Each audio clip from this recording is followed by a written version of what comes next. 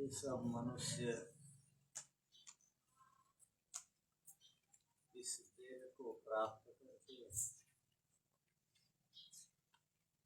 अपने जीवन को सार्थक करते हैं। यदि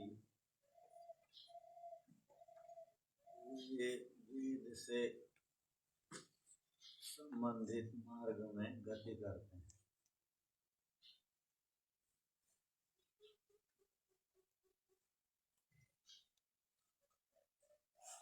वेद का स्वाध्याय, ऋषिकृत ग्रंथों का स्वाध्याय,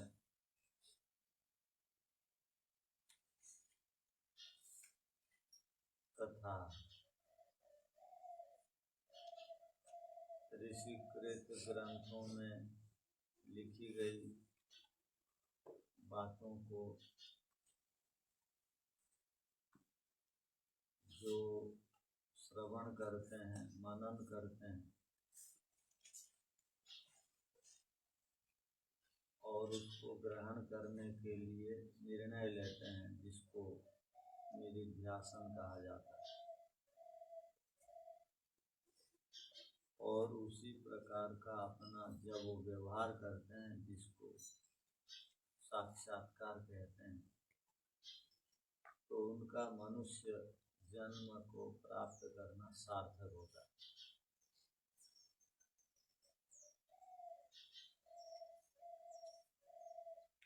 आर्याभिनय ग्रंथ में महर्षि दयानंद जी ने प्रथम मंत्र की व्याख्या से पूर्व ईश्वर की विशेषताओं को, गुणों को संबोधनों के माध्यम से दिए हैं। उन सब संबोधनों पर हम विचार कर रहे हैं। जब भक्त, उपासक, ध्यान करने वाला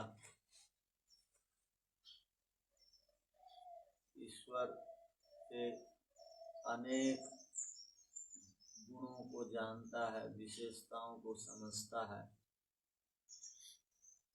तब वो उपासना के काल में अपनी रुचि के अनुसार किसी एक शब्द पर विचार करता है।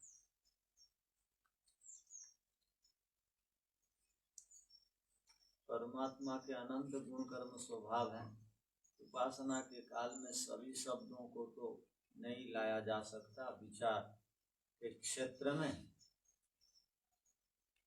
किसी एक शब्द को लेकर जब विचार किया जाता है, तब उस साधक के अंदर जब उस शब्द से संबंधित बहुत सारी विशेषताओं को वो साधक जानता है, तो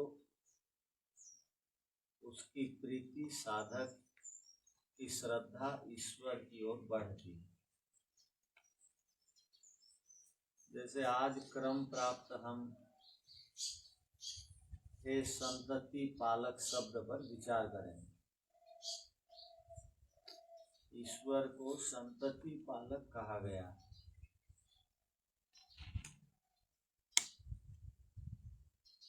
तो संसार में हम देखते हैं कि संतति का अर्थ है संतान लिया जाता है।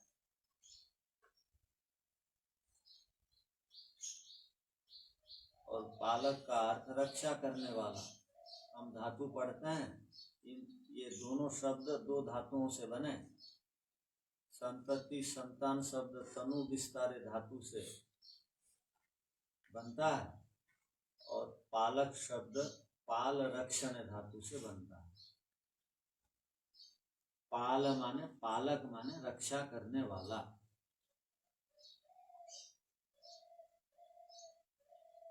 और पालन पोषण करने वाला।